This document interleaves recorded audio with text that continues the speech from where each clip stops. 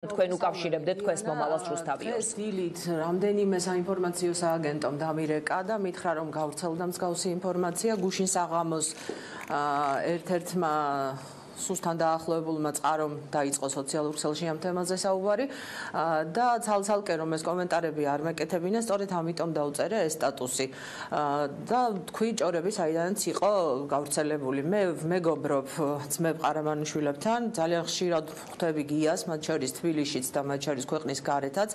თავში და მკაფიოდ მინდა ვთქვა პირდაპირ და ყველას გასაგებად, არც ერთი მხარე, ანუ ყარამანიშვილები და არც ნიკა გვარამია, ბიძინა ივანიშვილს არ გარიგებიან, ეს არის სპეცსამსახურების გავრცელებული ჭორი. არც ნიკა გვარამიასთვის უყიდია ვინმე სახლი და არც ყარამანიშვილისთვის გადაუხდია მილიონები იმისათვის, რომ დათმოს რუსთავიორი. ორივე მხარე არის ამ საკითხში აბსოლუტურად თავისუფალი ბიძინა ივანიშვილთან გარიგებებისგან. რაც შეეხება სიტუაციას, რუსთავიორზე სიტუაცია არის მძიმე, გია ყარამანიშვილთან თავისუფალია თუ არა პროცესი მიხეილ სააკაშვილისგან. ის შესაძლოა თავისუფალია ბიძინა ივანიშვილისგან ეს კონკრეტული პროცესი, მაგრამ ის თავისუფალია თუ არა მიხეილ სააკაშვილისგან. ამ შემთხვევაში ვლაპარაკობ გარიგებებზე ხელისუფლებასთან, რა ურთიერთობები აქვს ნიკა გვარამიას და გია ყარამანიშვილს მიხეილ სააკაშვილთან, ამაზე უნდა ვილაპარაკოთ თვითონ. გია ყარამანიშვილთან 2 დღის წინ მე მქონდა შეხვედრა, ჩვენ ვილაპარაკეთ ყველაფერზე, როგორც სხვა დროს, მათ შორის მიმდინარე პროცესებზე, პოლიტიკაზე, რუსთავიორზე და იმ მძიმე სიტუაციაზე, ფინანსურ სიტუაციაზე, რომელიც ხელისუფლების წნეხის გამო შექმნილია რუსთავიორში, დაყადაღებულია ქონება და არხს არ ეძლევა ფინანსური ნაკადების მიღების და გატარების საშუალება და ბუნებრივია, რომ ფინანსური პრობლემები არსებობს. ჩვენ შეხვედრაზე არც სხვა დროს და არც ამ შეხვედრაზე ნიკა გვარამიას შესაძლო წასვლაზე საუბარი საერთოდ არ ყოფილა. გია ყარამანიშვილი ამ თემას საერთოდ არ განიხილავდა და მას ჩემთვის ამის თაობაზე არაფერი არ უთქვამს. შესაბამისად გვარამიას ემოციური რაღაც ერთი კონკრეტული თათბირით გამოწვეული გადაწყვეტილება იყო. კიდევ ერთხელ განმარტავ, რომ შესაბამისად არანაირი წინადადება მე გია ყარამანიშვილისგან რუსთავიორის დირექტორობასთან დაკავშირებით არ მიმიღია.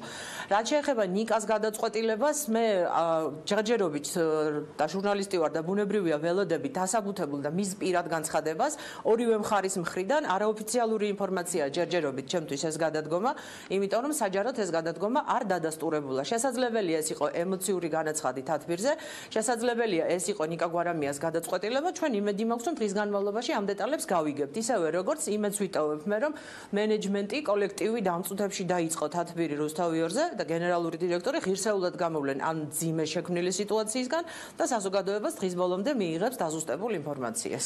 კაბოტონ ელისო, თქვენ თუ გაქვთ ინფორმაცია, ვინ შეიძლება გახდეს რუსთავიორის დირექტორი, ვინაიდან არსებული ინფორმაციით ეს შეიძლება იყოს თავად დამფუძნებელი არხის გია ყარამანიშვილი. დიახ, დილიდანვე ინფორმაციები რაც გავრცელდა, ყველა ინფორმაცია იყო ტყუილი. პირველი ინფორმაცია არასწორია ჩემს დირექტორობასთან დაკავშირებით, ასევე არასწორია ინფორმაცია კობანაყოფიას დირექტორობასთან დაკავშირებით. მე პირადად ვესაუბრე დღეს დილით გამთენიისას დაბრუნდა ის მიუნხენიდან და კობანაყოფიასთან მქონდა კომუნიკაცია.